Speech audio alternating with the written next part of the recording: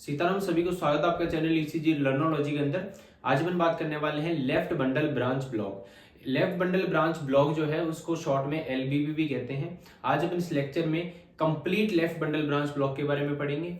क्या इसकी ECG findings है, कैसे इसको अपन डायग्नोस कर सकते हैं, क्या इसके सिम्टम्स होंगे, किस किस कारण की वजह से अपन को ये ईसीजी में देखने को मिलता है, साथ में क्या इसका ट्रीटमेंट होगा। तो सब चीजें जो है आज अपन इस लेक्चर में कवर करेंगे। आपको अगर कोई भी दिक्कत आती है, कोई भी आपको डाउट रहता है तो आप कमेंट सेक्शन में पूछ सकते हैं। तो स्टार्ट करते हैं लेफ्ट बंडल ब्रांच ब्लॉक को। तो अब देखिए, लेफ्ट बंडल ब्रांच ब्लॉक को आप जैसे डिफरेंशिएट करेंगे, तोड़ेंगे इसको छोटे छोटे भागों में। तो लेफ्ट बंडल ब्रांच ब्लॉक का मतलब है कि लेफ्ट बंडल जो है अपनी, उसके अंदर क्या हो रहा है, ब्लॉक हो रहा है। इससे पहले वाले लेक्चर में, जस्ट पहले वाला जो लेक्चर है आपने देखा होगा, उसमें अपन ने पढ़ा था right bundle branch block. Right bundle branch block का मतलब है कि राइट वाली जो बंडल है, राइट वाली जो बंडल ब्रांच है, उसके अंदर क्या हो रहा है, ब्लॉक हो रहा है। यहाँ पे ब्लॉक किसमें होगा, लेफ्ट बंडल ब्रांच ब्लॉक के अंदर। अब राइट बंडल ब्रांच ब्लॉक के अंदर आपने चेंजेस देखे होंगे।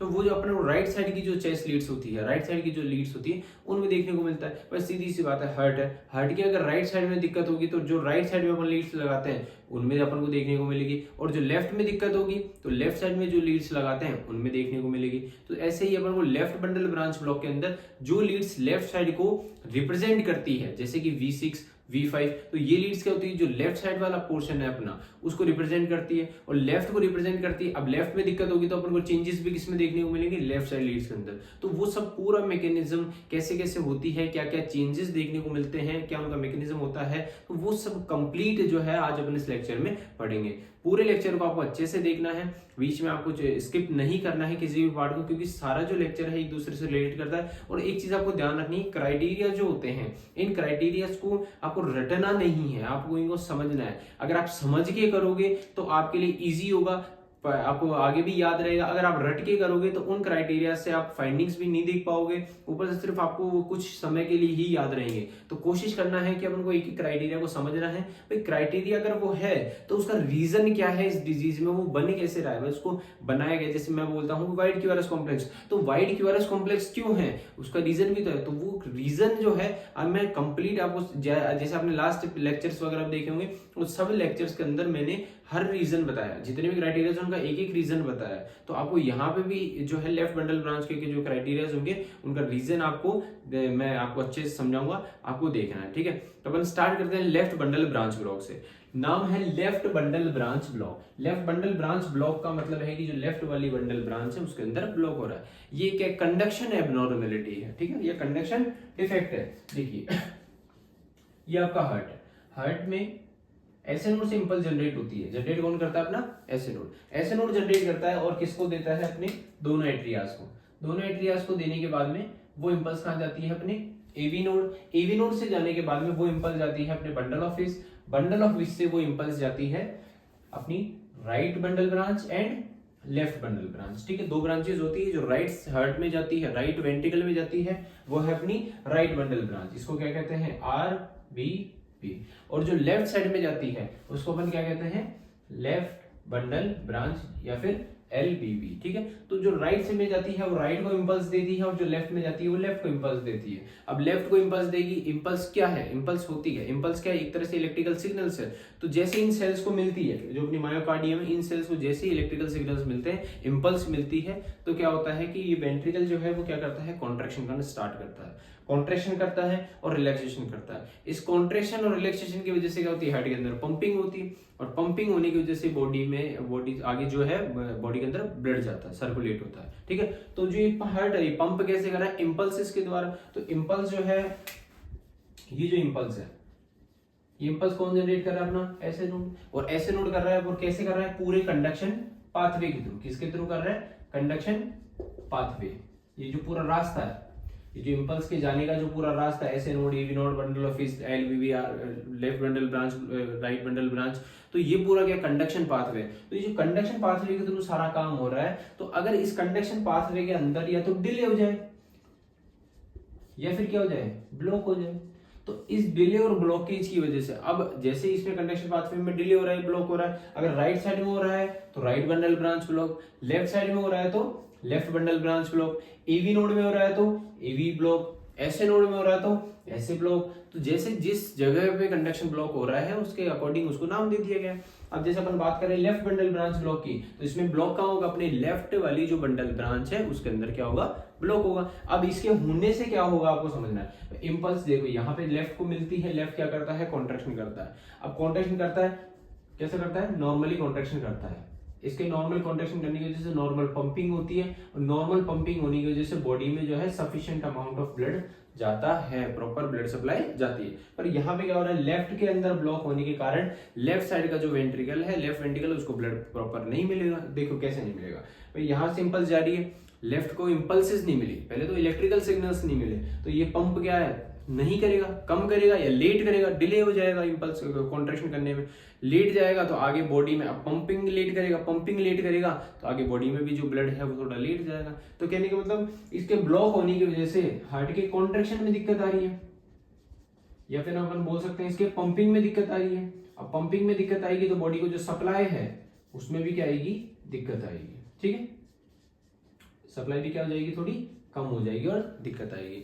तो लेफ्ट बंडल ब्रांच ब्लॉक की वजह से क्या होता है, पेशेंट के जो है बॉडी के अंदर ब्लड सप्लाई की कमी होने लगती है। क्यों होती है, उसका रीजन है भाई, लेफ्ट अगर ब्लॉक होगा तो जो लेफ्ट साइड का जो वेंट्रिकल है इसको इंपल्सेस नहीं मिलेगी, इंपल्स नहीं मिलेगी तो ये कॉन्ट्रैक्शन अच्छे से नहीं करेगा, कॉन्ट्रैक्शन अच्छे से नहीं करेगा तो जब पंपिंग अच्छे से नहीं करेगा, कॉन्ट्रैक्शन अच्छे से नहीं करेगा तो आगे जो ब्लड है वो भी इससे इजेक्ट नहीं हो पाएगा प्रॉपरली, और इजेक्ट नहीं होगा तो बॉडी में ब्लड थोड़ा कम जाएगा या स्लो जाएगा, धीरे जाएगा, डिले होकर जाएगा, जिस कारण से प्रॉपर बॉडी को ब्लड सप्लाई नहीं मिलेगी।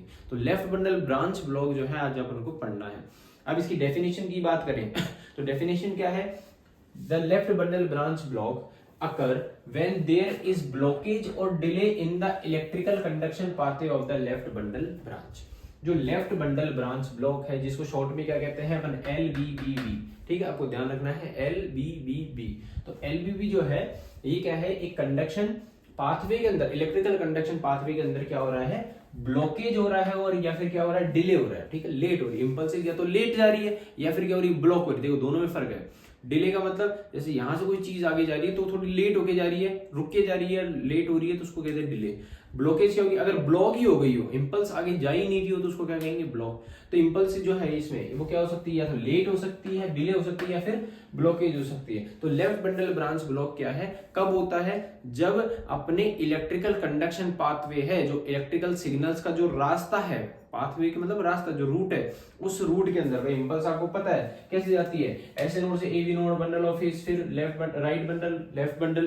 तो अब जो यहाँ से जो इंपल्स जा रही है लेफ्ट में, इसमें क्या हो रहा है, इस पाथवे में क्या हो रहा है, ब्लॉक हो रहा है। तो इलेक्ट्रिकल कंडक्शन पाथवे के अंदर क्या हो रहा है, होता है यहाँ पे ब्लॉक होता है या डिले होती है, इंपल्सेस डिले होती है, जिस कारण से उसी को अपन क्या कहते हैं, लेफ्ट बंडल ब्रांच ब्लॉक कहते हैं। ठीक है, नेक्स्ट लाइन की अगर बात करें तो इस ब्लॉकेज की वजह से, तो this blockage disturb the normal flow of electrical impulse. इस ब्लॉकेज की वजह से क्या होता है कि जो इलेक्ट्रिकल सिग्नल्स का जो नॉर्मल फ्लो है वो क्या हो जाता है, डिस्टर्ब हो जाता है। सीधी सी बात है, यहाँ पे ब्लॉक अगर नहीं होता तो हार्ट के अंदर इंपल्स प्रॉपरली नॉर्मल फ्लो करती, पर अब यहाँ पे ब्लॉकेज होने के कारण इंपल्स प्रॉपरली फ्लो नहीं करेगी। नहीं करने की वजह से क्या होगा, which causing the left ventricle contract later, जिसके कारण क्या होगा कि जो लेफ्ट वेंट्रिकल है वो थोड़ा लेट कॉन्ट्रैक्शन करेगा, लेट कॉन्ट्रैक्शन करेगा किसके बजाय, देन द राइट वेंट्रिकल, मतलब राइट वेंट्रिकल के बजाय जो लेफ्ट वेंट्रिकल है वो थोड़ा सा क्या करेगा, लेट कॉन्ट्रैक्शन करेगा। ठीक है, अब आपको यहाँ पे एक चीज समझनी है, जो इंपल्स है ऐसे नोड से एबी नोड जाती है, एबी नोड से बंडल ऑफ हिज, फिर बंडल ऑफ हिज से राइट और लेफ्ट बंडल। ठीक है, दो राइट बंडल और लेफ्ट बंडल मतलब दोनों वेंट्रिकल्स, तो दोनों बंडल के अंदर जो है वो सेम टाइम पे जाती है और साथ में जो वेंट्रिकल्स है दोनों वो साथ में कॉन्ट्रैक्ट करते हैं। जो राइट वेंट्रिकल है और जो लेफ्ट वेंट्रिकल है ये दोनों क्या है, प्रॉपर दोनों साथ में कॉन्ट्रैक्शन करते हैं। इस चीज का आपको ध्यान रखना है। अब साथ में कॉन्ट्रैक्शन करते हैं तो अपन को नॉर्मल क्यूआरएस कॉम्प्लेक्स देखने को मिलता है, पर यहाँ पे लेफ्ट में ब्लॉक होने के कारण जो लेफ्ट वाला हार्ट जो है अपना उसको थोड़ा लेट मिलेगी इंपल्स, तो वो कॉन्ट्रैक्शन भी थोड़ा क्या करेगा, लेट करेगा। तो यहाँ पे अपन को चेंजेस किस में देखने को मिलेंगे, अपने क्यूआरएस कॉम्प्लेक्स के अंदर। किस में देखने को मिलेंगे, क्यूआरएस कॉम्प्लेक्स के अंतर। ठीक है, तो यही चीज समझनी, इन्हीं से क्राइटेरिया अपने बनेंगे। तो वो क्राइटेरिया मैं आपको अभी समझाता हूँ। ठीक है, इंट्रोडक्शन आपको समझ में आया। अगर कोई पूछे लेफ्ट बंडल ब्रांच ब्लॉक क्या होता है, तो जो लेफ्ट बंडल ब्रांच है उसके कंडक्शन पाथवे के अंदर अगर ब्लॉकेज हो जाए या डिले हो जाए तो उसी को अपन क्या कहते हैं, लेफ्ट बंडल ब्रांच ब्लॉक। तो अब इसके ईसीजी क्राइटेरिया आपको इजीली समझने हैं, आसानी से आपको समझ में आ जाएंगे, ध्यान से देखना है बस आपको। ठीक है, अब स्टार्ट करते हैं क्राइटेरिया। सबसे पहले अपन नॉर्मल कंडक्शन की बात कर लेते हैं वापस। तो SA node, EV node, bundle of face, right bundle and left bundle. ठीक है, अब अपन बात करें लेफ्ट बंडल ब्रांच ब्लॉक की। तो देखो, उससे समझाने से पहले आपको एक चीज ध्यान रखनी है कि जो बंडल ऑफ फेस है, बंडल ऑफ फेस के बाद में जो इंपल्स है वो अपने दोनों ब्रांचेस के पास जाती है। ठीक है, ये है अपना क्या, सेप्टम। ये पोर्शन क्या है अपना, सेप्टम है, इसको कहेंगे अपन सेप्टम। जो सेप्टम का जो कॉन्ट्रैक्शन होता है, सेप्टम का जो कॉन्ट्रैक्शन होता है, मतलब जो सेप्टम में कॉन्ट्रैक्ट करता है, तो वो कैसे करता है, जो सेप्टम के अंदर जो इंपल्सेस होती है, भाई सेप्टम भी सबसे पहले कौन कॉन्ट्रैक्ट करता है, अपना सेप्टम कॉन्ट्रैक्ट करता है। और सेप्टम के कॉन्ट्रैक्ट करने से क्या बनती है, अपनी क्यू वेव बनती है। ठीक है, ये चीज आपको पता है। तो अब यहाँ पे आपको देखना है कि जो सेप्टम है उसके अंदर इंपल्सेस जो है वो कैसे आती है, लेफ्ट से राइट की तरफ। इस चीज को आपको ध्यान रखना है, कैसे आती है, लेफ्ट से राइट की तरफ। ये लेफ्ट वाला पार्ट है, राइट वाला पार्ट है, तो कैसे आती है, लेफ्ट से राइट की तरफ। इस चीज को आपको ध्यान रखना है। ठीक है, अब इसी के कारण आपको V5 यहां पे लगती है, ये V5 हो गई और ये V6 हो गई। तो इनसे इंपल्स कहां जा रही है, देखो ये इधर V5 है और V6 है, इनसे इंपल्स कहां जा रही है, दूर जा रही है। भाई यहाँ पे आपका ये सेप्टम है, लेफ्ट से इंपल्स कहां जा रही है, राइट की तरफ। ये आपने इलेक्ट्रोड लगा रखा है कौन सा, V5, और मान के चलो यहाँ आपने लगा रखा है V6। तो इन दोनों से कहां जा रही है, दूर जा रही है। दूर जा रही है तो आपको क्या देखने को मिलेगा, डिफ्लेक्शन नेगेटिव। ठीक है, क्या देखने को मिलेगी अपन को, क्यू वेव। सही बात है, यहां तक कोई दिक्कत नहीं है। अब आपको ध्यान रखना है, जब नॉर्मल कंडक्शन होता है, आपको ध्यान रखना, जब नॉर्मल कंडक्शन होता है तो जो इंपल्स जाती है बंडल ऑफ फेस से, वो राइट में भी जाती है और लेफ्ट में भी जाती है, साथ में जाती है। और जो सेप्टम का जो इंपल्स में फ्लो होता है, जो सेप्टम के अंदर इंपल्सेस जो जाती है, ठीक है, तो वो जो सेप्टम है वो कैसे जाती है, लेफ्ट से राइट की तरफ जाती है। जो डायरेक्शन है लेफ्ट सेप्टम की कॉन्ट्रैक्शन का, वो कैसा है, लेफ्ट टू राइट, नॉर्मल के अंदर। ये चीज दिक्कत मतलब समझ में आई। और इसी के कारण आपको क्या देखने को मिलता है, क्यू वेव देखने को मिलती है। क्यू वेव क्या होती है, जो नेगेटिव डिफ्लेक्शन है उसी को क्या बोल रहे हैं, क्यू वेव बोल रहे हैं यहाँ पे। अब यहाँ पे आपको समझना है कि लेफ्ट के अंदर ब्लॉक होने के कारण अब जो सेप्टम जो एक्टिवेट होगा वो कैसे एक्टिवेट होगा, राइट से लेफ्ट की तरफ, राइट से लेफ्ट की तरफ। अब राइट से लेफ्ट की तरफ होगा तो लेफ्ट में कौन से इलेक्ट्रोड लगा रखे हैं अपन ने, V5 और V6, और राइट में कौन से लगा रखे हैं, V1 और V2।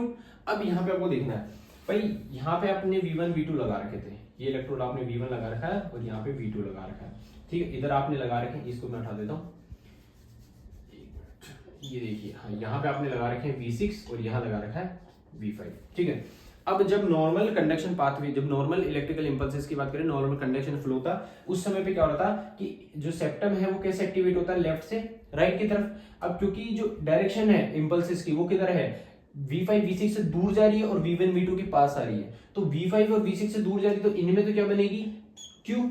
सीधी सी बात है भाई, सेप्टम एक्टिवेट हो रहा है तो क्या बनेगी, Q। और कैसे बनेगी, नेगेटिव। और राइट वाली लीड्स के पास आ रहा है, देखो V1 V2 के पास आ रहा है तो इनमें क्या बनेगी, पॉजिटिव वेव, इनमें क्या बनेगी, पॉजिटिव। तो यहाँ पे क्या दिखता है, पॉजिटिव रिफ्लेक्शन V1 V2 में। तभी तो आपने देखा ना V1 V2 जो होती है, उस V1 में आप जब भी नोटिस करोगे तो हल्का सा पॉजिटिव रिफ्लेक्शन पहले देखने को मिलता है। उसका रीजन क्या है, क्योंकि V1 V2 पर कहाँ लगा है, राइट में, और सेप्टम का जो डायरेक्शन एक्टिवेट होने का वो कहाँ से, लेफ्ट से राइट की तरफ है, राइट की तरफ आ रही है, इधर इंपल्स आ रही है, तो इसका मतलब है कि इनमें क्या दिखेगा, पॉजिटिव रिफ्लेक्शन।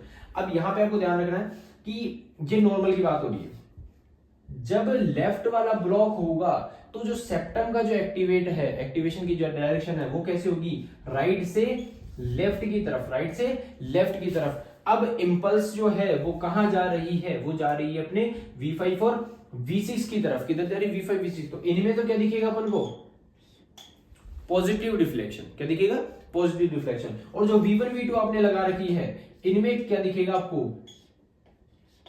Negative deflection. यहां आपको समझना है क्या हुआ, वापस आपको देखना है, इंपल्स जो है वो बंडल ऑफ इससे लेफ्ट बंडल, राइट बंडल और लेफ्ट बंडल के पास जाती है, ठीक है। और जो सेप्टम है वो एक्टिवेट होता है, कैसे होता है, लेफ्ट से राइट की तरफ। लेफ्ट से राइट की तरफ होने की वजह से क्या होता है, इंपल्स दूर जाती है, किससे, V5 V6 से दूर जा रही है, तो इनमें दिखता है नेगेटिव डिफ्लेक्शन।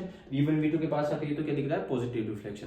पर यहाँ पे ब्लॉक होने के कारण सेप्टम एक्टिवेट कैसे होता है, राइट से लेफ्ट की तरफ। अब राइट से लेफ्ट की तरफ एक्टिवेट होगा तो लेफ्ट वाली जो लीड्स है उनमें क्या दिखेगा, पॉजिटिव डिफ्लेक्शन, और जो राइट वाली लीड्स है उनमें क्या दिखेगा, नेगेटिव डिफ्लेक्शन। अब नेगेटिव डिफ्लेक्शन यहाँ पे आपको देखने को मिलेगा और इसमें क्या देखने को मिलेगा, पॉजिटिव डिफ्लेक्शन। अब यहाँ पे एक और चीज आपको समझनी है ये तो बात हुई किसकी, सिर्फ सेप्टम की। अब अगला पॉइंट क्या है वो देखना है आपको। अब क्या होता है, नॉर्मल की बात करूं मैं नॉर्मल की बात करूं तो सेप्टम के एक्टिवेट होने के बाद में आपका वेंट्रिकल का जो मेजर पार्ट है वो डिपोलराइज होता है, ठीक है। अब यहाँ पे क्या हो रखा है कि आपकी लेफ्ट वाला जो पार्ट है, लेफ्ट वाली जो बंडल है, ये हो रखी है ब्लॉक। तो इंपल्स नॉर्मल में कहां जा रही थी, या देखिए, हाँ, तो अब देखिए भाई ये सेप्टम एक्टिवेट हो गया। सेप्टम एक्टिवेट होने के बाद में इंपल्स अब जो है लेफ्ट में वेंट्रिकल में जानी चाहिए थी, नॉर्मल वाली कंडीशन की बात कर रहा हूं। नॉर्मल के अंदर कहां जानी चाहिए थी, लेफ्ट में और राइट में। पर यहां पे क्या हो रहा है कि अपना लेफ्ट वाला ब्लॉक है, किस में जाएगी, सिर्फ इंपल्स राइट में। किस में जाएगी, सिर्फ राइट में। अब राइट वाला क्या करेगा इस समय पे, डिपोलराइज यानी कॉन्ट्रैक्शन, एक तरह से क्या करेगा, डिपोलराइजेशन। और डिपोलराइजेशन करेगा, राइट में इंपल्स जा रही है तो डायरेक्शन किधर है, राइट की तरफ है। अब राइट की तरफ है, यहां पे आपको ध्यान रखना है एक चीज का भाई, देखिए इंपल्स राइट को मिल रही है तो राइट इस समय क्या करेगा, कॉन्ट्रैक्शन करना अपना स्टार्ट करेगा और लेफ्ट साइड से, अब देखिए इंपल्स जो है लेफ्ट साइड से क्या जा रही है, दूर जा रही है। तीन भागों में आपको समझना है इसको। सबसे पहला पॉइंट हुआ सेप्टम का, सबसे पहले कौन एक्टिवेट हुआ, सेप्टम, ठीक है। अब मैं बात कर रहा हूं सेप्टम में V6 लीड की और V5 लीड की। सेप्टम की वजह से इस कंडीशन में, ब्लॉक वाली कंडीशन के अंदर सेप्टम की वजह से आपको क्या देखने को मिली, ये चीज, कौन सी देखने को मिली, ये चीज, सॉरी, पॉजिटिव डिफ्लेक्शन। क्यों देखने को मिला पॉजिटिव डिफ्लेक्शन, क्योंकि जो डायरेक्शन है वो किधर से होगा, राइट से लेफ्ट की तरफ हो रहा है, राइट से लेफ्ट की तरफ हो रहा है, तो जो लेफ्ट वाली लीड, जो लीड्स है उनमें क्या देखने को मिल रहा है, पॉजिटिव। तो यहां पे मैं इसको बना देता हूं, क्या देखने को मिला अपन को, पॉजिटिव बनना स्टार्ट हुआ। अब पॉजिटिव बनना स्टार्ट हुआ अब नेक्स्ट चीज क्या होगी, अगला जो एक्टिवेशन होगा वो किसका होगा, अपना राइट वेंट्रिकल का। सेप्टम के एक्टिवेट होने के बाद में दोनों वेंट्रिकल होते हैं, पर लेफ्ट वाला तो ब्लॉक है तो इंपल्स कहां जाएगी, सिर्फ राइट में जाएगी। तो एक्टिवेट कौन होगा, सिर्फ राइट वेंट्रिकल। अब राइट वेंट्रिकल एक्टिवेट होगा तो राइट वेंट्रिकल के एक्टिवेट होने की वजह से क्या चेंज आएगा वो आपको यहाँ पे समझना है। दूसरी चीज है, फिर तीसरी चीज आपको होगी लेफ्ट वेंट्रिकल। मतलब जो वेंट्रिकल है ना, ब्लॉक होने के कारण वेंट्रिकल तीन भागों में, दोनों वेंट्रिकल मिलकर तीन भागों में एक्टिवेट होंगे। तो सब पहले सेप्टम हुआ, अब अपना होगा राइट वेंट्रिकल, फिर होगा अपना लेफ्ट वेंट्रिकल। तो अब राइट वेंट्रिकल जब एक्टिवेट होगा उस समय पे अपन को ईसीजी के अंदर क्या देखने को मिलेगा वो चीज आपको समझनी है, वो उसको देखना है। अब आपको देखिए राइट वेंट्रिकल एक्टिवेट होगा तो डायरेक्शन कहां है अपनी, लेफ्ट साइड में। V5 V6 कहां जा रही है, दूर जा रही है, तो क्या देखने को मिलेगी अपन को, नेगेटिव डिफ्लेक्शन। मतलब एस वेव बनना स्टार्ट होगी, एस वेव बनना स्टार्ट होगी। जो एस वेव अपनी बनना स्टार्ट होगी उसका रीजन क्या है भाई, देखिए राइट वाला एक्टिवेट हो रहा है तो इंपल्स कहां जा रही है, राइट में। V5 V6 वाला गाड़ी के अपने लेफ्ट में, इनसे क्या जा रही है, दूर जा रही है। दूर जाने की वजह से आपको क्या देखने को मिलेगा, नेगेटिव डिफ्लेक्शन। अब यहाँ पे आपको समझना है राइट वेंट्रिकल की वजह से कैसा बना, नेगेटिव डिफ्लेक्शन अपन को देखने को मिलेगा। क्या देखने को मिलेगा, नेगेटिव। सेप्टम की वजह से क्या देखने को मिला था, पॉजिटिव। राइट वेंट्रिकल की वजह से नेगेटिव। तो ये जो वेव है ये पॉजिटिव बनी थी किस वजह से, सेप्टम की वजह से। नेगेटिव बननी किस वजह से, राइट वेंट्रिकल की वजह से। क्यों, क्योंकि इंपल्स जो है राइट की तरफ जा रही है। अब क्या होगा कि ऐसा तो है नहीं कि लेफ्ट वाला ब्लॉक है, लेफ्ट बंडल ब्रांच ब्लॉक है तो लेफ्ट में इंपल्स ही नहीं जाएगी। देखो ऐसा नहीं होता, जो सेल्स होती है वो एक दूसरे से कनेक्टेड होती है, तो एक सेल दूसरी सेल को कनेक्ट करने, मतलब इंपल्स प्रोवाइड करने में काम करती है। तो यहाँ पे क्या होगा, जैसे राइट वाला एक्टिवेट हो जाएगा, पूरा एक्टिवेट होने के बाद में राइट वेंट्रिकल की जो सेल्स है वो किसको एक्टिवेट करने लग जाएगी, अपने लेफ्ट वेंट्रिकल को। जो लेफ्ट वेंट्रिकल है वो थोड़ा सा लेट एक्टिवेट होगा, ठीक है। जो लेफ्ट वेंट्रिकल थोड़ा सा लेट एक्टिवेट होगा। तो अब डायरेक्शन कहाँ है इंपल्सेस की, V5 और V6 की तरफ। तो थर्ड चीज में क्या होगा कि अपना लेफ्ट वेंट्रिकल एक्टिवेट होगा, और लेफ्ट वेंट्रिकल एक्टिवेट होगा तो क्या देखने को मिलेगा अपन को, पॉजिटिव डिफ्लेक्शन किसमें, V5 और V6 के अंदर, क्योंकि इंपल्स किधर जा रही है, V5 और V6 की तरफ। तो V5 V6 की तरफ इंपल्स जाएगी तो अपन को पॉजिटिव डिफ्लेक्शन देखने को मिलेगा।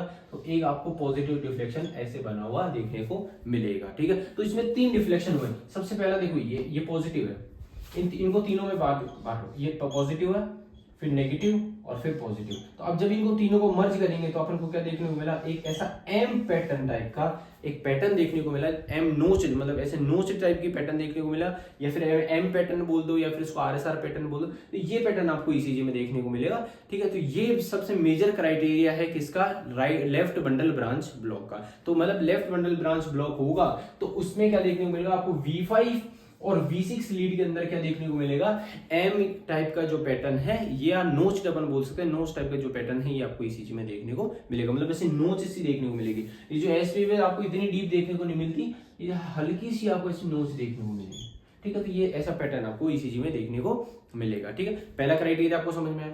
दूसरी चीज की अगर बात करें यहाँ पर, तो अब देखिए नॉर्मल क्यूआरएस कॉम्प्लेक्स की ड्यूरेशन क्या होती है, 0.10 सेकेंड से कम, ये नॉर्मल क्यूआरएस कॉम्प्लेक्स की ड्यूरेशन। पर यहाँ पे क्या होगा, आपके जो क्यूआरएस कॉम्प्लेक्स की ड्यूरेशन जो है वो क्या हो जाएगी, मोर देन 0.12 से ज्यादा हो जाएगी। उसका रीजन क्या है, क्योंकि वेंट्रिकल जो है, दोनों वेंट्रिकल साथ में को डिपोलाइज होते हैं, दोनों साथ में कॉन्ट्रैक्शन कर रहे हैं। यहाँ पे क्या हो रहा है कि जो वेंट्रिकल है पहले राइट वाला कर रहा है फिर लेफ्ट वाला कर रहा है, तो दोनों जो है अलग अलग टाइम पे कर रहे हैं, थोड़ा लेट हो गए कॉन्ट्रैक्शन करने में, तो जो ड्यूरेशन है दोनों की कॉन्ट्रैक्शन करने की वो क्या हो जाती है, ज्यादा हो जाती है, और क्यूआरएस कॉम्प्लेक्स क्या होने लग जाता है, वाइड हो जाता है। क्यूआरएस कॉम्प्लेक्स वाइड इसी वजह से हो रहा है क्योंकि दोनों वेंट्रिकल अलग अलग टाइम पे डिपोलाइज हो रहे हैं, तो क्यूआरएस कॉम्प्लेक्स वाइड होगा। तो दूसरा क्राइटेरिया क्या होगा कि अपना क्यूआरएस कॉम्प्लेक्स क्या होगा, वाइड देखने को मिलेगा। आई चीज समझ में।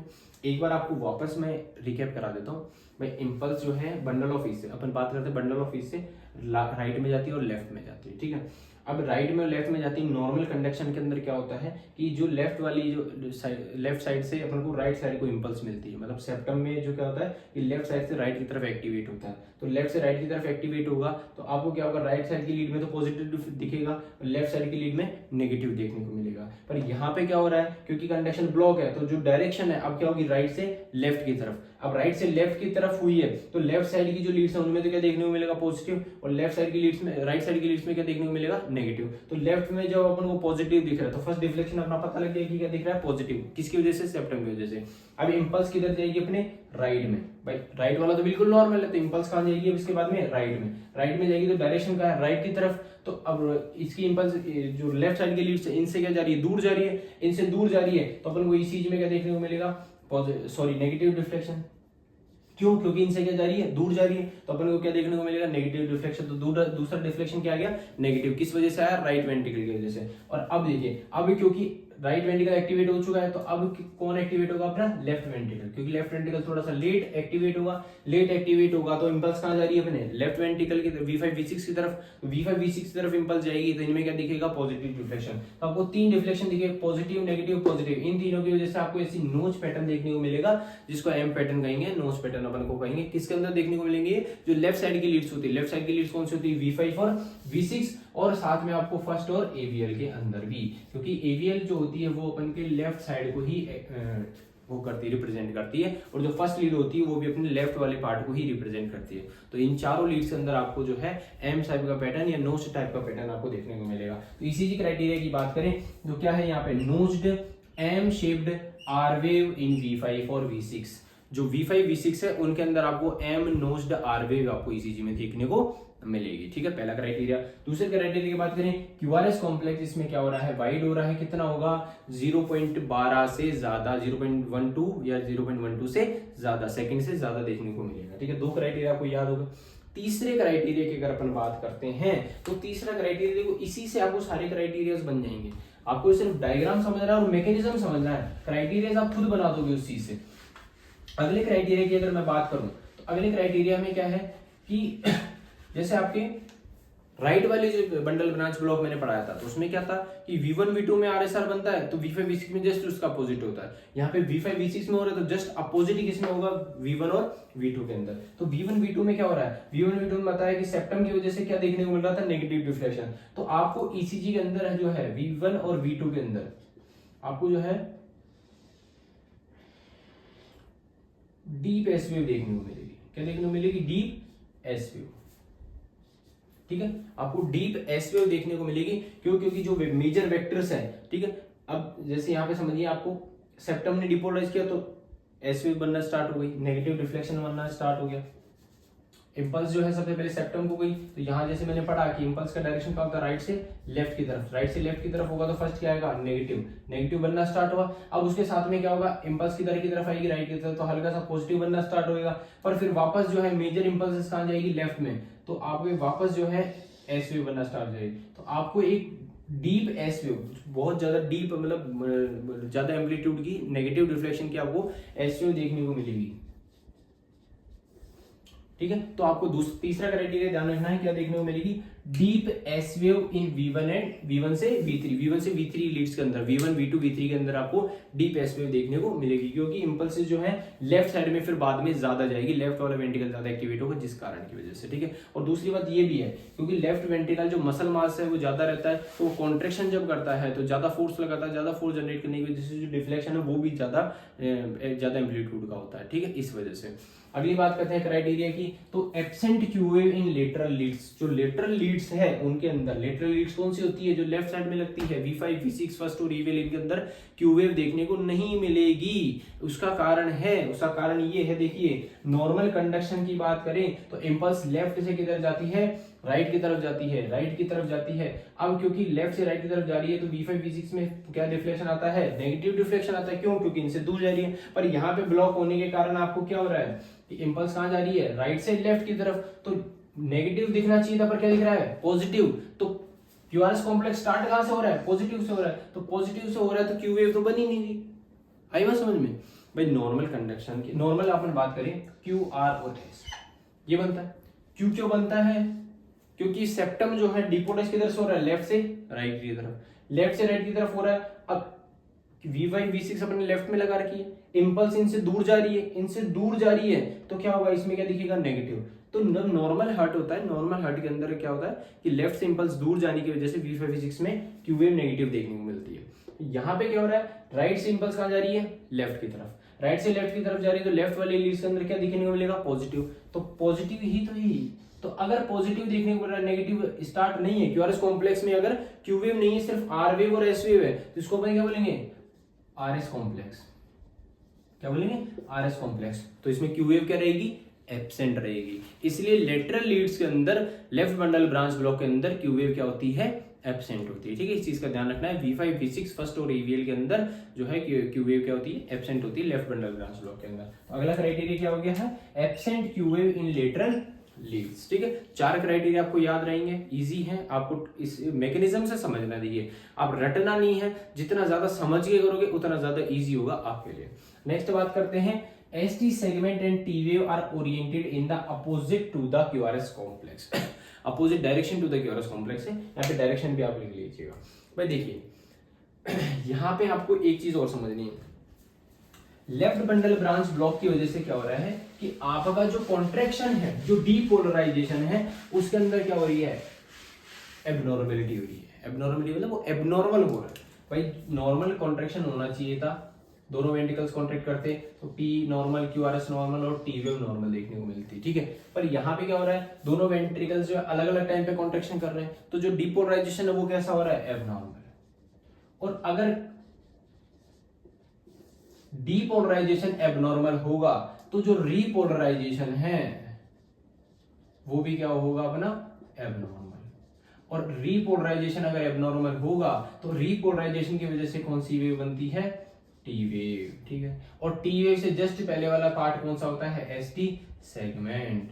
तो ये जो दो चीज हैं, ये क्या देखने को मिलेगी? Just opposite to the QRS complex. Just opposite to the QRS complex का मतलब है, अगर आपका क्यूआरएस कॉम्प्लेक्स नेगेटिव है तो ये क्या देखने को मिलेगा? पॉजिटिव। और अगर आपका क्यूआरएस कॉम्प्लेक्स पॉजिटिव है तो ये क्या देखने को मिलेगी? नेगेटिव। आई बात समझ में? इसका मतलब होता है कि आपका एसटी सेगमेंट और टी वेव जो है जस्ट ओरिएंटेड है अपोजिट क्यूआरएस कॉम्प्लेक्स के जस्ट अपोजिट में ओरिएंटेड होगी, या फिर अपन इसको जो ईसीजी की लैंग्वेज में कहें तो इसको अपन क्या बोलते हैं, कॉनकॉर्डेंस। इसको क्या कहते हैं, कॉनकॉर्डेंस कहते हैं, ठीक है। तो ST segment of T wave are oriented in the opposite to the QRS complex. क्यों? क्योंकि जो एबनॉर्मल कॉन्ट्रैक्शन हो रहा है, एबनॉर्मल डीपोलराइजेशन की वजह से रीपोलराइजेशन भी कैसा होगा, एबनॉर्मली होगा, ठीक है। अगले क्राइटेरिया की बात करें तो ईसीजी के अंदर आपको लेफ्ट एक्सिस डेविएशन देखने को मिल सकता है। देखिए यहाँ पे क्या क्राइटेरिया, मिल सकता है, कंफर्म नहीं है कि मिलेगा, मिल सकता है आपको लेफ्ट एक्सिस डेविएशन, ठीक है। ये जो 5 क्राइटेरियाज हैं ये सबसे मेन है। उसके बाद में ये 2 क्राइटेरियाज ये आपको देखने को मिल सकते हैं, ऐसा कंफर्म नहीं कि मिलेंगे, ये मिल सकते हैं। तो पहला कारण है कि लेफ्ट एक्सिस डेविएशन आपको ईसीजी के अंदर देखने को मिल सकता है। क्यों? क्योंकि लेफ्ट एक्सिस डेविएशन का मतलब जो इलेक्ट्रिकल इंपल्स ज्यादा से ज्यादा किधर जा रही है, लेफ्ट में। जो वेक्टर है डायरेक्शन वो किधर की तरफ होगा, लेफ्ट की तरफ होगा। लेफ्ट की तरफ होगा तो जो मेजर वेक्टर डायरेक्शन किधर है, भाई आपने एक्सिस पढ़ा है तो एक्सिस में आपको पता है कि 4 पार्ट्स में बटा हुआ था एक्सिस, ठीक। ये है अपना लेफ्ट एक्सिस, ये होता है राइट एक्सिस डेविएशन, ये होता है नॉर्मल।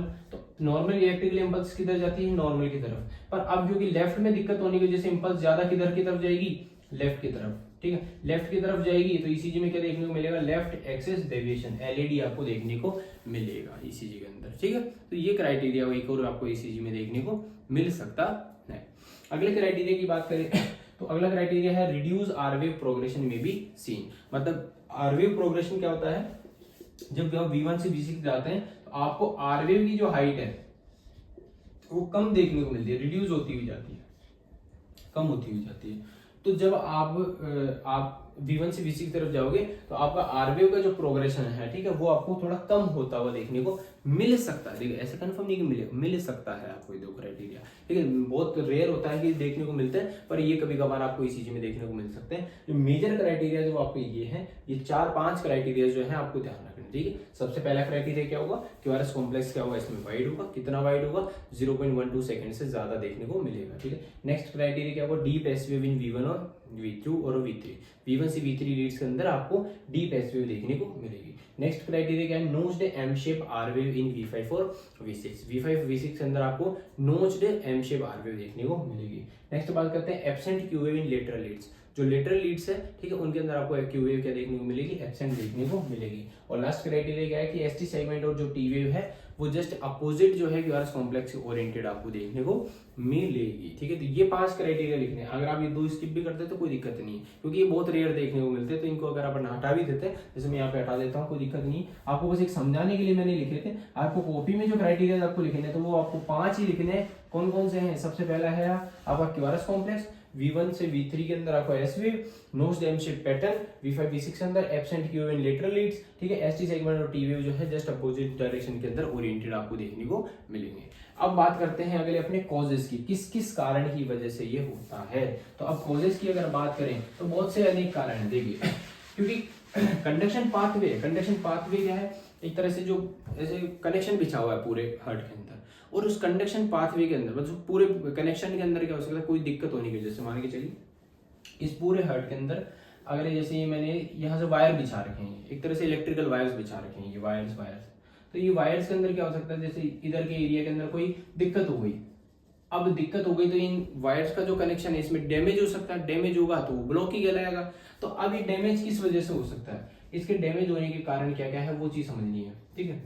इलेक्ट्रिकल वायर्स क्या हो सकते हैं, डैमेज हो सकते हैं। तो पहला कारण है अपन ischemic heart disease. Ischemic heart disease का मतलब अगर ब्लड सप्लाई कम जाए, तो कहने का मतलब अगर हार्ट की मसल्स को ब्लड सप्लाई कम जाएगी तो सेल्स क्या हो जाएगी, डैमेज हो जाएगी। और उनके डैमेज होने की वजह से क्या होगा, जो वायर बिछे हुए हैं इलेक्ट्रिकल कंडक्शन के, ठीक है, जो इलेक्ट्रिकल इंपल्सेस के, वो क्या हो जाएंगे, डैमेज हो जाएंगे, ब्लॉक हो जाएंगे। तो क्या पेशेंट के क्या हो जाएगा, लेफ्ट बंडल ब्रांच ब्लॉक। अगला कारण की बात करें तो अगला है हाइपरटेंशन, बीपी का बढ़ने की वजह से। जो बीपी के बढ़ने की वजह से क्या होगा, बीपी अगर बढ़ेगा तो बीपी बढ़ेगा तो अपने लोड किस पे पड़ेगा, अपना मेनली लेफ्ट वेंट्रिकल पे। लेफ्ट वेंट्रिकल को ज्यादा वर्कलोड करना पड़ेगा, ज्यादा वर्कलोड करेगा तो इसकी जो सेल्स की जो साइज है वो क्या हो जाएगी, थिक हो जाएगी, मोटी हो जाएगी। उसको अपन क्या कहेंगे, हाइपरट्रॉफी। और हाइपरट्रॉफी होने की वजह से क्या हो सकती है, सेल्स क्या हो सकती है, डैमेज हो सकती है। और डैमेज होने की वजह से पेशेंट की क्या हो सकता है, लेफ्ट बंडल ब्रांच ब्लॉक। आई बात समझ में। नेक्स्ट बात करते हैं अपने कार्डियोमायोपैथी। कार्डियोमायोपैथी का मतलब हार्ट की मायोकार्डियम लेयर के अंदर क्या हो रही है, डिजीज हो रही है, कोई बीमारी हुई है। अब बीमारी क्या हो सकती है, या तो हार्ट की मसल्स के अंदर क्या हो जाए, थिक हो जाए, हाइपरट्रोफी हो जाए, या क्या हो सकती है डायलेट हो जाए, चैम्बर क्या हो जाए डायलेट हो जाए, कहने का मतलब जो लेयर है वो क्या हो जाए थिन पतली हो जाए, या तो लेयर पतली हो जाए या लेयर मोटी हो जाए या फिर लेयर क्या हो जाए हार्ड हो जाए। तो अगर ये तीनों चीज हो रही है, तीनों में से कोई सी भी चीज हो रही है, तो इनकी वजह से क्या हो रहा है मसल्स के अंदर सेल्स के अंदर डैमेज हो रहा है, जो कंडक्शन पाथवे जो वायर्स है उनके अंदर क्या हो सकता है डैमेज हो सकता है, डैमेज होने के कारण क्या होगा पेशेंट के लेफ्ट बंडल ब्रांच ब्लॉक हो सकता है। नेक्स्ट अपन बात करते हैं मायोकार्डाइटिस। मायोकार्डाइटिस का मतलब अगर मायोकार्डियम लेयर जो है उसके अंदर क्या हो जाए आइटिस अगर लग रहा है, आइटिस का मतलब इन्फ्लामेशन, अगर इन्फ्लामेशन हो रहा है मायोकार्डियम लेयर के अंदर इन्फ्लामेशन ही हो जाएगा तो जो सेल्स है उनके अंदर क्या हो रहा है डैमेज हो रहा है, डैमेज होगा तो जो पाथवे है इलेक्ट्रिकल सिग्नल्स का जो इलेक्ट्रिकल वायर्स मान लो आप, तो इलेक्ट्रिकल वायर्स जो बिछे हुए हैं इनके अंदर क्या होगा डैमेज होगा, और इनमें डैमेज होने की वजह से आपको ईसीजी में क्या देखने को मिलेगा लेफ्ट बंडल ब्रांच ब्लॉक आपको देखने को मिल सकता है। ठीक है, नेक्स्ट बात करते हैं एरोटिक स्टेनोसिस और एरोटिक रिगर्जिटेशन। एरोटिक स्टेनोसिस का मतलब क्या है और एरोटिक रिगर्जिटेशन का मतलब क्या है, इनकी वजह से कैसे हो सकता है वो आपको ध्यान से देखना। देखिए सबसे पहला कारण है एरोटिक स्टेनोसिस की अगर बात करूं तो एरोटिक स्टेनोसिस का मतलब अगर अपनी एरोटिक जो वॉल है, ये कौन से वॉल होते हैं, यहाँ पे एरोटा होती है, एरोटा की ओपनिंग पे कौन से वॉल होते हैं एरोटिक वॉल, कौन से वॉल है अपने एरोटिक वॉल। जैसे एरोटा निकल रही है तो ये जो गेट पे जो वॉल है, ये गेट है एक तरह से, ये गेट वॉल के एक तरह से गेट होते हैं। तो अब क्या होता है इन गेट में क्या काम है कि जो ब्लड है जो अपना लेफ्ट वेंट्रिकल से जो ब्लड है ये अपना एरोटा के अंदर जाता है, तो ये गेट खुलते हैं और ब्लड आगे की तरफ जाता है। अब यहाँ पे क्या हो रहा है स्टेनोसिस, क्या हो रहा है स्टेनोसिस। स्टेनोसिस का मतलब क्या है, अगर ये वॉल जो है ओपन नहीं हो पा रहे, कहने का मतलब ये बंद हो गए हैं, अब बंद होने के बाद में खुल नहीं पा रहे, अब अगर खुलेंगे नहीं तो ब्लड कहाँ नहीं जाएगा एरोटा में, किस में भरेगा लेफ्ट वेंट्रिकल में। अब लेफ्ट वेंट्रिकल को तो ब्लड भेजना ही आगे, उसको ज्यादा प्रेशर लगाना पड़ेगा। भाई आगे से समझो आप कहीं से रूम में हो और रूम से बाहर आपको जाना है और गेट है वो बंद हो गया है, अब बंद हो गया और वो खुल नहीं पा रहा, तो खुल नहीं पा रहा तो आप क्या करोगे ज्यादा प्रेशर लगाओगे, आपको जितना दम होगा उतना खोलने की कोशिश करोगे। तो लेफ्ट वेंट्रिकल भी सेम चीज करेगा, इसको खोलने की कोशिश करेगा, ज्यादा फोर्स जनरेट करेगा। तो ज्यादा फोर्स जनरेट करेगा कैसे करेगा, इसको क्या करना पड़ेगा अपना मसल मास बढ़ाना पड़ेगा। क्या बढ़ाना पड़ेगा मसल मास, मतलब सेल की जो थिकनेस है वो क्या हो जाएगी बढ़ने लग जाएगी, और सेल की अगर थिकनेस बढ़ेगी तो क्या हो जाएगी हाइपरट्रॉफी, और हाइपरट्रॉफी होगी तो जो क्या होगा सेल्स का जो वायर बिछे हुए जो अपने जो कंडक्शन जो वायर बिछे हुए उनके अंदर क्या हो जाएगा डैमेज हो जाएगा, और डैमेज होने की वजह से पेशेंट की क्या हो जाएगा left bundle branch block. Normal भाषा में समझिए, आप किसी रूम में फंसे हुए, आपको उस रूम से बाहर निकलना है और गेट हो गया बंद, तो अब आपको उसको खोलने की कोशिश करोगे, आप ट्राई करोगे ज्यादा ज्यादा फोर्स जनरेट करोगे कि गेट खुल जाए, पर आपने ट्राई कर लिया नहीं खुल रहा। अब आप क्या करोगे, आपको मसल मास बढ़ाना है, मतलब आपको जिम जाना पड़ेगा, कहने का मतलब जिम जाओगे, जिम जाके क्या करोगे मसल्स बना लोगे, मसल्स बनाने के बाद आप गेट के धक्का दोगे गेट खुल जाएगा। तो सेम चीज लेफ्ट वेंट्रिकल के साथ है, लेफ्ट वेंट्रिकल को फोर्स लगा रहा है पर नहीं हो पा रहा, गेट नहीं खुल पा रहा, तो फिर उसको ज्यादा फोर्स लगाना पड़ेगा। अब ज्यादा फोर्स कब लगेगा, जब मसल मास ज्यादा होगा, जितनी मोटी थिक लेयर उतना ज्यादा फोर्स, तो जितनी थिक लेयर होगी लेफ्ट वेंट्रिकल की उतना ज्यादा फोर्स लगाएगा और ब्लड आगे जा सकता है। ठीक है, गेट खुलेंगे और आगे ब्लड जा सकता है। तो सबसे मेन चीज क्या होगी हाइपरट्रोफी, क्योंकि थिक सेल थिक होगी तो उसको क्या कहेंगे अपन हाइपरट्रोफी। हाइपरट्रोफी होगी तो जो वायर बिछे हुए हैं, अब यहाँ से मान के चलिए पहले ये सेल्स थी, यहाँ से वायर गए जा रहे हैं, अब सेल के थिक होने की वजह से इन वायर्स में कोई डिफेक्ट आ सकता है, डैमेज हो सकता है, डैमेज हो जाएंगे तो पेशेंट की क्या हो जाएगा left bundle branch block. Next बात करते हैं एरोटिक रिगर्जिटेशन। देखो स्टेनोसिस का मतलब वॉल का खुलना नहीं खुलना, सॉरी वॉल का नहीं खुलना, मतलब वॉल अगर नहीं खुल रहे उसको क्या बोलेंगे स्टेनोसिस। और अगर वॉल प्रॉपरली बंद नहीं हो रहे, बंद का मतलब जैसे वॉल है अब ये बंद नहीं हो पा रहे, यहाँ से ये लटक गए, अब ये प्रॉपरली क्लोज नहीं हो पा रहे, अब क्लोज नहीं होंगे तो जो ब्लड लेफ्ट वेंट्रिकल से किसमें गया एरोटा के अंदर, एरोटा से वापस किसके अंदर आ सकता है लेफ्ट वेंट्रिकल के अंदर आ सकता है, एरोटा से किसके अंदर आ सकता है लेफ्ट वेंट्रिकल के अंदर। तो अब ऐसे समझिए यहाँ से 5 लीटर ब्लड है, एरोटा के अंदर गया 5, अब क्योंकि ये वॉल अगर बंद हो जाएंगे तो एरोटा से वापस ब्लड का बैकफ्लो नहीं हो सकता। भाई ये समझिए ये एरोटा के अंदर ब्लड चले गया, यहाँ से ब्लड चलेगा, तो अब अगर ये वॉल गेट बंद हो जाएंगे तो ब्लड जो आगे चलेगा वापस आ नहीं सकता। पर अगर वॉल ये खुले रहेंगे तो खुले रहने की वजह से क्या होगा कुछ ब्लड जो है वापस किधर की तरफ आ जाएगा अपने लेफ्ट वेंट्रिकल के अंदर। एग्जांपल लीजिए 5 से 5 गया, पर यहाँ पे क्या होगा जैसे एरोटा से ब्लड आगे की तरफ जाएगा तो कुछ ब्लड वापस पीछे की तरफ भी आ सकता है। मान के चलो 1 लीटर आ गया, एक एग्जाम्पल के लिए कह रहा हूँ मैं, एग्ज्यूम करने के लिए कह रहा हूँ 1 लीटर आ गया, तो अब यहाँ पे आगे हार्ट के अंदर कितना आएगा 5, 5 प्लस 1 कितना हो गया 6, तो लेफ्ट वेंट्रिकल क्या हो गया इनलार्ज हो गया। ऐसा समझिए कि आपके पास एक जाने का रास्ता है, ठीक है। यहाँ से आपको ब्लड को आगे पुश करना है, इस गेट से आपको पुश करना है, ठीक है। अब आपने यहाँ से पुश कर दिया, अब गेट को क्या होना है, उस टाइम पे क्लोज होना है। पर क्लोज हो जाएगा तो ब्लड आगे की तरफ चल जाएगा, पर अब यहाँ पे अगर क्लोज नहीं होता है तो कुछ ब्लड वापस क्या हो जाएगा, बैक फ्लो हो जाएगा। अब मेरे पास तो आगे से ब्लड आ रहा है, मान लो मेरे पास 5 लीटर आ रहा है, मैंने आगे 5 फॉरवर्ड कर रहा हूँ, पर अब वहां से आगे से जहां से मैंने फॉरवर्ड कर दिया वहां से कुछ ब्लड वापस मेरी तरफ आ गया, 1 लीटर मान के चलो आ गया, और मेरे पास ऊपर से कितना आएगा 5, तो 5 + 1 कितना हो गया 6। तो अब चैम्बर जैसे 5 की कैपेसिटी तो अब कितना हो गया 6 हो गया, तो वो क्या हो जाएगा, इनलार्ज हो जाएगा। चैम्बर क्या हो जाएगा, इनलार्ज। चैम्बर क्या हो गया, बड़ा हो गया। अब चैम्बर के इनलार्ज होने की वजह से क्या होगा, सेल की जो है वो क्या हो जाएगी, स्ट्रेच हो जाएगी, खिंच जाएगी। एग्जाम्पल ये बलून है, बलून की कैपेसिटी 5 लीटर की है, पर उसमें आप 6 लीटर डाल दोगे तो वो क्या हो जाएगा, खिंच जाएगा, स्ट्रेच हो जाएगा, लेयर क्या हो जाएगी, थिन हो जाएगी। तो थिन होने की वजह से अब सेल्स के अंदर क्या हो रहा है, डैमेज हो रहा है। अब क्योंकि सेल्स के आसपास क्या है, अपने इलेक्ट्रिकल वायर बिछे हुए, तो वो क्या हो सकता है, डैमेज हो सकते हैं, और अगर वो डैमेज होंगे तो पेशेंट क्या हो सकता है, लेफ्ट बंडल ब्रांच ब्लॉक।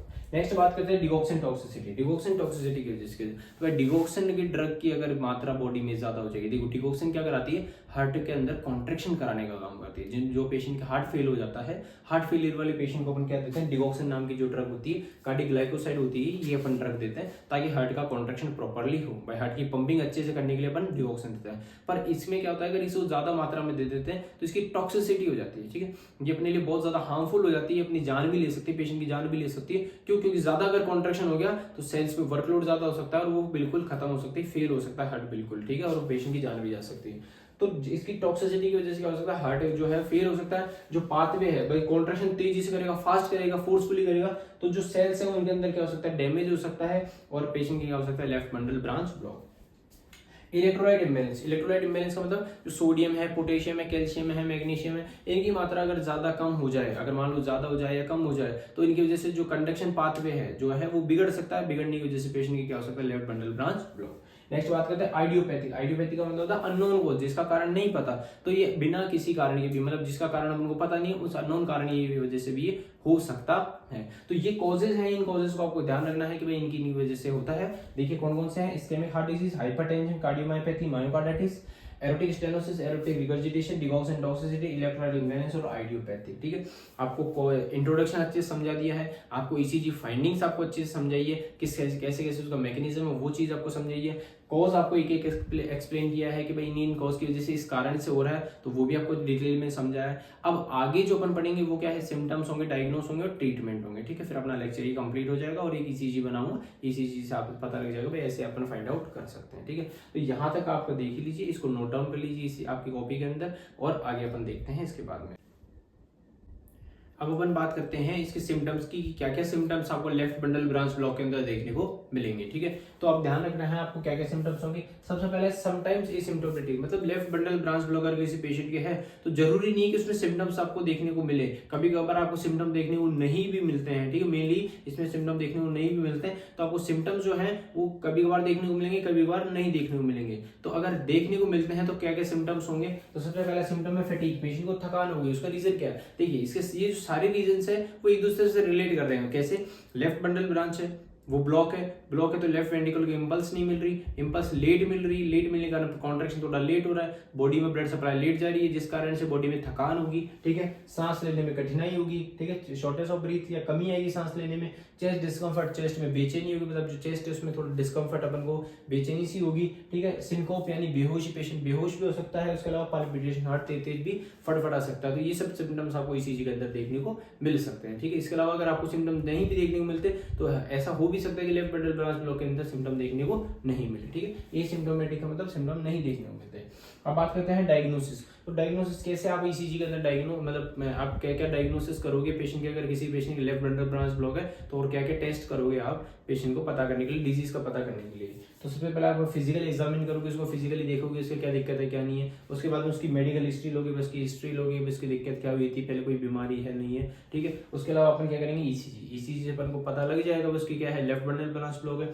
उसके अलावा क्या करेंगे अपन, इकोकार्डियोग्राफी। इकोकार्डियोग्राफी से कैसे पता लगेगा, जैसे आप पेशेंट की इकोकार्डियोग्राफी करोगे तो उसके हार्ट के अंदर की जो चैम्बर्स है, ठीक है, वॉल है, वो जो लेयर है, उन सब के बारे में अपन को पता लग जाएगा भाई उनमें कोई दिक्कत तो नहीं है या नहीं है जिसका। ठीक है, अगर इकोकार्डियोग्राफी अगर करते हैं तो ये क्यों करते हैं, ताकि उसका कारण पता लग सके। लेफ्ट बंडल ब्रांच ब्लॉक है, उसका कारण क्या है, किस कारण की वजह से हुआ है, उस कारण का पता करने के लिए अपन क्या करते हैं, इकोकार्डियोग्राफी। और क्या कर सकते हैं अपन, कार्डियक एमआरआई। अगर फिर भी अपन को पता नहीं लग पा रहा है कारण, तो अपन क्या करेंगे, कार्डियक एमआरआई, ठीक है, कार्डियक एमआरआई करेंगे जिसमें हार्ट की एमआरआई होगी और उससे पता लग जाएगा कि पेशेंट के हार्ट के अंदर जो है क्या क्या दिक्कत है, क्या कोई ब्लॉकेज वगैरह तो नहीं है या फिर कोई डिफेक्ट वगैरह नहीं, स्ट्रक्चर में कोई डिफेक्ट हो, वो पता लग जाएगा। नेक्स्ट बात करते हैं ब्लड टेस्ट। तो ब्लड टेस्ट अपन पेशेंट का करेंगे ताकि ब्लड के अंदर देखिए ब्लड टेस्ट से कैसे, जैसे इलेक्ट्रोलाइट्स की कमी है या ज़्यादा है, तो जिस वजह से अगर हार्ट के अंदर लेफ्ट बंडल ब्रांच ब्लॉक हुआ हो, तो उन सबका पता अपन कैसे कर सकते हैं, लेफ्ट ब्लड टेस्ट से भी अपन पता कर सकते हैं। तो ये डायग्नोसिस अपन को पता करने, जिससे अपन को पता लग जाएगा कि पेशेंट के लेफ्ट बंडल ब्रांच ब्लॉक है या नहीं है। नेक्स्ट अपन बात करते हैं ट्रीटमेंट। क्या क्या ट्रीटमेंट अपन लेफ्ट बंडल ब्रांच ब्लॉक वाले पेशेंट को देंगे। देखिए सबसे मेन बात है, अगर पेशेंट की लेफ्ट बंडल ब्रांच ब्लॉक है और उसके सिम्टम्स नहीं देखने को मिल रहे, तो आपको कोई भी ट्रीटमेंट की जरूरत नहीं है, ठीक है। अगर किसी पेशेंट की लेफ्ट बंडल ब्रांच ब्लॉक है और उसका अपन को कारण भी पता नहीं लग पा रहा और हार्ट फिर भी नॉर्मल पंपिंग कर रहा है, ठीक है, तो भी अपन को उसका कोई प्रॉपर ट्रीटमेंट नहीं है, ठीक है, उसका एग्जैक्ट कोई ट्रीटमेंट नहीं है। जो मेन ट्रीटमेंट है इसका वो क्या है कि जिस कारण से है उसको सही करना है। कहने का मतलब, अगर दिक्कत बीपी से है तो अपन को बीपी कंट्रोल करनी है, अगर हार्ट फेलियर से है तो अपन हार्ट फेलियर को कंट्रोल सही करना है, ठीक है। एमआई से मायोकार्डियल इंफार्क्शन है, अटैक आया है पेशेंट के या प्रॉपर ब्लड सप्लाई नहीं मिल पा रही है, उसको सही करना है। कहने का मतलब अपन को कॉज को सही करना है। यहाँ पे ऑटोमेटिकली फिर क्या होगा, लेफ्ट बंडल ब्रांच ब्लॉक जो है वो अपने आप ठीक होने लग जाएगा। तो मेन क्या अपन को कॉज पे ध्यान देना है। तो ट्रीट द अंडरलाइंग कॉज, जिस कारण से है उसको ट्रीट करना है, उसको सही करना है, जिस कारण की वजह से हो रहा है उसको सही करना है।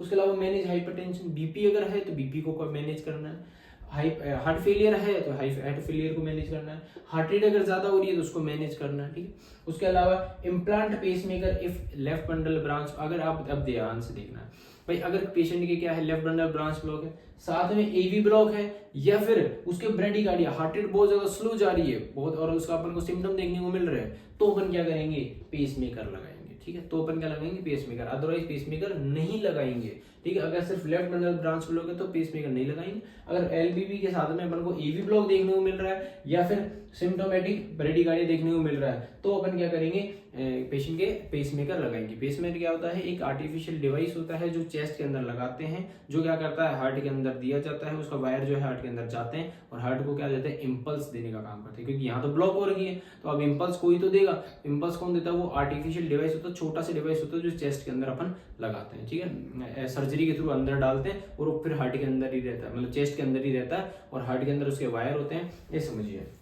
ये छोटा सा बॉक्स है, इससे जो दो वायर्स निकल रहे हैं ये अपने हार्ट के अंदर लगे हुए हैं, एक मान के चलो यहाँ है और एक यहाँ लगा हुआ है, तो ये हार्ट को इंपल्स देते रहते हैं, प्रॉपर्ली इलेक्ट्रिसिटी देते हैं, क्योंकि कंडक्शन तो ब्लॉक हो रखा है, तो जिस वजह से ये इंपल्स देते हैं और हार्ट प्रॉपर्ली कॉन्ट्रैक्शन करता है, ठीक है। तो पेस मेकर अपन लगाते हैं, पर कब लगाएंगे, जब या तो एलबीबी के साथ में एवी ब्लॉक होगा या एलबीबी के साथ में सिम्टोमेटिक ब्रेडिकार्डिया देखने को मिलेगा। मतलब ब्रेडिकार्डिया जो है अगर वो देखने को मिल रहा है, सिम्टम्स अगर ब्रेडिकार्डिया के देखने को मिल रहे हैं, तो अपन ही पेस मेकर लगाते हैं, ठीक है। तो और बाकी इसका कोई एग्जैक्ट जो है ट्रीटमेंट इसका नहीं होता, सिर्फ कॉज पे आपको ध्यान देना।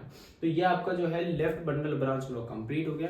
एक छोटा सा आपको इसके डायग्राम बनाना है, साथ में ईसीजी क्राइटेरिया की अगर मैं बात करूं तो ईसीजी क्राइटेरिया भी मैं आपको बनवा देता हूं। देखिए इसका जो डायग्राम है वो आपको ऐसे बनाना है, या आपका ऐसे नोड है, ऐसे नोड से इंपल्स अपने किसके पास जाती है, एवी नोड के पास, ठीक है।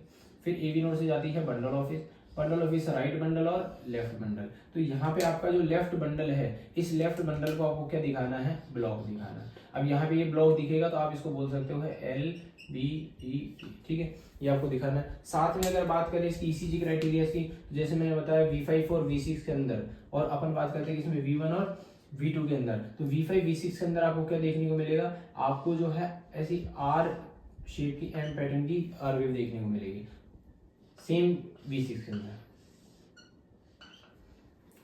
यहाँ की अगर हम बात करें, किसकी बात करते हैं अपन, V1 V2 की अगर बात करते हैं, तो V1 V2 की अगर अपन बात करें तो V1 V2 के अंदर आपको डीप एस वेव देखने को मिलेगी। क्या देखने को मिलेगी, डीप एस वेव।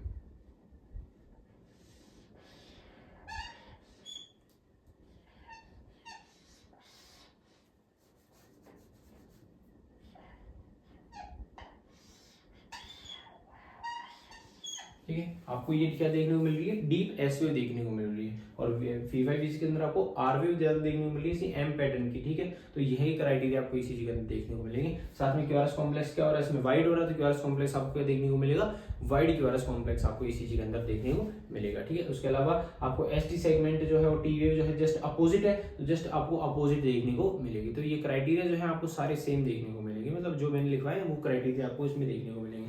अब आपको जो ईसीजी देखिए, आप अगर एग्जाम में जाते हो, एग्जाम में आपको क्वेश्चन आता है लेफ्ट बंडल ब्रांच ब्लॉक, तो जो मैंने कंटेंट कराया आप सेम एज इट इज उसको कॉपी उसमें कर सकते हो। देखो सफिशिएंट अमाउंट है, सफिशिएंट कंटेंट है आप पेपर में करने के लिए। अगर फिर भी अगर ये कम रह जाता है तो आप ये कर सकते हैं, आपके जो कॉजेज आपने लिखे हैं यहाँ पे, अपन ने जो कॉजेज लिखे थे उनको थोड़ा एक्सप्लेन कर सकते हैं, या फिर क्राइटेरियाज को आप थोड़ा सा एक्सप्लेन कर सकते हैं। इससे क्या होगा, आपका आंसर जो है थोड़ा लेंदी हो जाएगा। पर अगर आंसर शॉर्ट में आ रहा है, 5 नंबर में आ रहा है, तो आप इतना लिखते हो तो वो सफिशियंट है और बहुत ईजी हो, शॉर्ट है, स्वीट है, तो सामने वाले जो एग्जामिनर है उसको भी ये अच्छा लगेगा। अब ज्यादा लिखोगे, ज्यादा कंटेंट को बढ़ाओगे तो वो भी एक इशू हो जाता है, ठीक है। अगर ज्यादा मार्क्स आ रहा है, 20 नंबर का आ रहा है, तो फिर आपको आंसर जो है उसका कंटेंट बढ़ाना पड़ेगा। पर अगर 5 में है, 10 में है, तो आपको इस पे ही आपको अच्छे मार्क्स मिल जाएंगे, ठीक है। दूसरी बात ये है कि आपको ईसीजी जरूर बना के आनी है। मैंने जितने भी आपको कंटेंट डिजीज पढ़ाई है उन डिजीज के अंदर आपको ईसीजी बनवाई है, तो आपको ईसीजी जरूर बना के आनी है, क्योंकि ईसीजी बनाओगे तभी एग्जामिनर को पता लगेगा भाई आपने ईसीजी बनाई, मतलब आपको पता है कि आप कैसी ईसीजी देखने को मिलेगी इसमें, तो उससे आपके क्या मार्क्स अच्छे हो जाएंगे, ठीक है। एग्जामिनर जो है आपको मार्क्स अच्छे देगा, अदर के कंपैरिजन में आपको मार्क्स अच्छे मिलेंगे, ठीक है। दूसरी बात और है कि आपको अगर ये कंटेंट पसंद आता है, ठीक है, आपको अगर ये लाइक क्लासेस जो है ये अच्छी लग रही है, कंटेंट समझ में आ रहा है, तो आप क्या है सिर्फ वीडियो देखते हैं, आपको लाइक भी करनी है, आपको कमेंट भी करना है। अगर कहीं मेरी गलती हो रही है या मेरे को कोई दिक्कत आ रही है, आपको कोई चीज़ समझ में नहीं आ रही है, मेरे से कोई दिक्कत है, तो आप कमेंट सेक्शन में कमेंट कर सकते हैं। साथ में आपको चैनल को सब्सक्राइब भी करना है, ठीक है। ऐसा नहीं है कि सिर्फ आप वीडियोस लाइक करेंगे या सिर्फ देखेंगे, क्योंकि जैसे आप अगर वीडियोस को लाइक करेंगे, सब्सक्राइब करेंगे, तो मेरे को भी मोटिवेशन मिलेगा, मेरे को भी कॉन्फिडेंस आएगा, तो मैं और भी जो है आपकी हेल्प कर सकता हूँ, आगे क्लासेस आपके लिए बना सकता हूँ, ठीक है। बाकी thank you for watching, follow for more content.